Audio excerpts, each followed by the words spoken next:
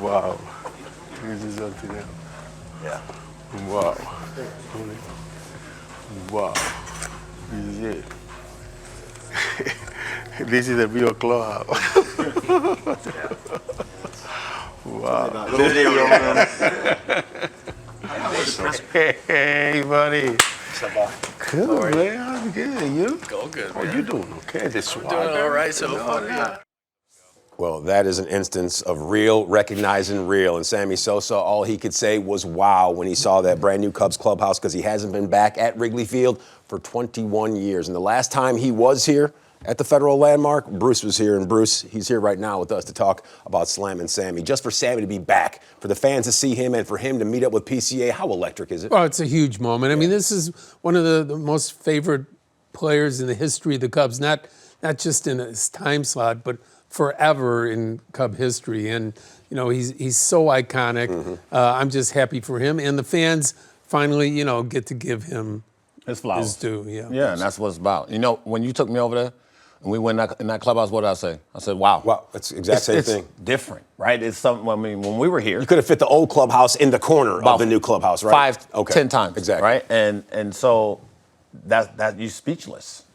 You know, for him to see that, I mean, it's just really good for him to be back, Bruce. And you know what?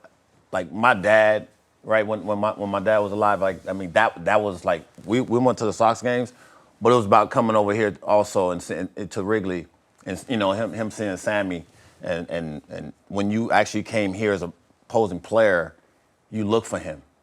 He was they're stars on teams, yeah. But then you look for certain dudes when you get in there, like just to get a glimpse of like That's the cat that's going bridge, you know. Sure. Seems like every single night. I mean, it was just that he was special. He was iconic. Yeah, and when former players, when they see that clubhouse, they are speechless, as you said. Yeah. And Pete Crow-Armstrong maybe a little tongue-tied when he got to meet Slam and Sammy in that clubhouse. But when he was on the score a little bit earlier today, he had plenty to say. Listen up. As somebody who grew up, whose dad was a Cub fan, growing up locally and in the area, as a student of the game, what does Sammy Sosa being there today mean to you? Shoot, I mean, I got to see him already this morning, actually, which was really nice. I think having him back is very important. You know, I think that, and I don't really know all that much about his journey over the last 10 to 20 years.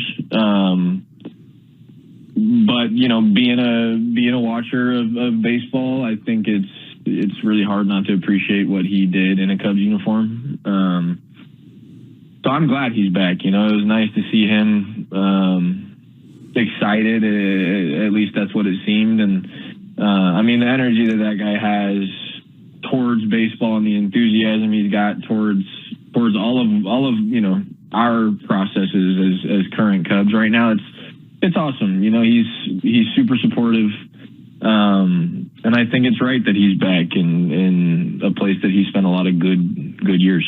What were the circumstances that you met this morning? Where was it, and how surreal was it for you? It was just right outside the clubhouse. I think and this is not a knock at all, but I think it's gotten a little less of a wow moment as I've gotten to interact with him a little bit more. He really just kind of gives off a real feeling of love towards the game of baseball. Like I just said, his enthusiasm towards just talking about the game is amazing, and you know, it's really cool seeing him every time. Just because, you know, the first time me and him connected, he was super complimentary about you know, my game, and that was before he had, you know, seen anything happen this year. Well, Pete, he leaned into it. He's a watcher of baseball, so how could you not know what Sammy Sosa meant to these Chicago Cubs? And they've met before at Cubs convention, at spring training, but for them to go out there and meet today in front of the clubhouse, a place that Sammy hasn't seen at all. It's been 21 years, Bruce, like we leaned into. How big was this, and how many similarities do you see between the two? So there's a special connection between outfielders, as you know, and the bleacher people. Did they cheer for Cliff like Sammy and Pete? No, I'm third on the list. Okay. and cheering for PCA. So the connection between outfielders and bleacher people, different than everything else. Really? Go back to the 50s, it's Hank Sauer, the mayor of Wrigley Field. 60s, it was Sweet Swingin' Billy Williams. The 70s, it was King Kong Dave Kingman. 80s, you get Andre Dawson, Andre's Army. Yes, sir. The 90s, it was Sammy. And now you are looking at Pete's people out there in center field. Did you just coin that? Has anyone said that before? Pete's people? It just I doubt rolls off anyone the will ever tongue say it again. of our guy Bruce. I don't know how you do it. You had that one ready. You No, stored that one. I did not have anything ready, and I doubt anyone will use it again. But Well, the point is that that one down. that connection with the fans, when Sosa would go out there to right field and acknowledge them to start the game, the place would go up for grabs before the game even started. Now we have Pete igniting the crowd. That's right. You know, and sometimes, my bad, because something just hit me. Okay. Somebody from the opposing team tried to run on the field and run like Sammy. Wasn't happening. They booed him. I think Booed. they booed him for the rest of his career. When he kept, you know what I'm saying? Like, you don't do that. Some things you don't do, and his was different. I mean, hamstrings and everything had to be ready. He was ready, and it just showed his passion for getting the fans involved. Like, people was in their seats before the game. True. You had to be there. Yeah. Because you don't want to miss that moment. At home, you run on the field first. So you have to be there. Yeah, you wanted to see Sammy run out, and everyone, they want to see the exact same thing when Pete Crow-Armstrong takes the field, and there's something that you like that Pete said last night. Let's have a listen. Yeah, those are the coolest moments, I guess. You know, there's not many places that give you an ovation during the game when you're walking out the defense. So, I mean, that always feels very, very special. Yeah, those are my people out there, so I love the interactions we have on a daily basis. He loves the interaction with Pete's people. Bruce, how does he embrace that, and how do the fans embrace him? Well, that's up to all of them, isn't it? We're going to watch that evolve over this, what appears to be semi-magical year for the Cubs so far. Okay. You think MVP, as they call him, MVP, could that be in the cards? Or I don't make predictions. I just watch the game like you do and the fans. Okay. Well, is he playing at an MVP caliber clip? He's going to the All-Star game. We know that. He won't. He said he's not interested in home run derby. Not at all. We saw what happened to Bobby Abreu a few years back. It derailed his home run chase right there. But the 2020, how impressive from PCA is that, especially so early in the month of June? Well, I mean, you know, again, it'll never match Sammy's month of June. Okay, yeah, probably not. That was 20 home runs Yeah, it was. in 1998. But, sir. you know, it is so impressive.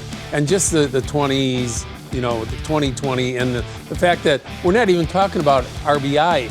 He's second, you know, in the league in RBI. He's got 60 RBI already. We're talking about a guy that could have 130 RBI. That's, you know, that's not a sexy number anymore. Yeah. But Cliff will tell you it's pretty important. It's really important. I mean, we had conversations since last year, you and I, right, going back and forth with the leadoff. You like, well, he ain't ready, and now he's in the 4-hole. Yeah. Like, I don't think we had that conversation. We never came up. had that Like, it never conversation. came up. Not So once. Not once. I just think he's not searching anymore. He's making adjustments on the fly. He's doing big boy things.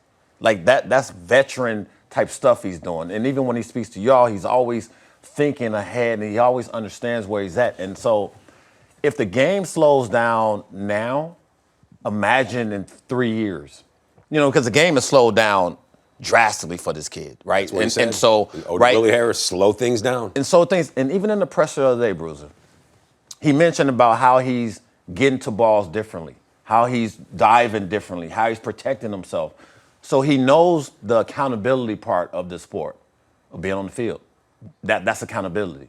So to be out there and be where he's at, in that zone, in his bag every single day, for Peace people, they're cherishing this guy. Two things. One, we don't know how far he can take it. And we also know in baseball, the game is not linear. So, no, you know, true. that's the hardest thing to do in the world consistently, especially hitting a baseball. So it's just going to be fun to watch. Everybody's enjoying the moment. Yeah. Well, if some fans can consistently go out in the bleachers and wear T-shirts that say Pete's people, We'll make 'em. Joe, Bruce, he gifted you a I get phrase right there. 5%. Absolutely, I mean, you Bruce. just gave good him a stuff, bag. as always. PCA bag. jerseys out in full force, just like Tuck and Seiya. It's a three-man wrecking crew, and then there's 6 other guys that you have to deal with as well. We're going to continue to talk about the magistry that is pure chaos always, also known as Crow-Armstrong. Keep it right here. There's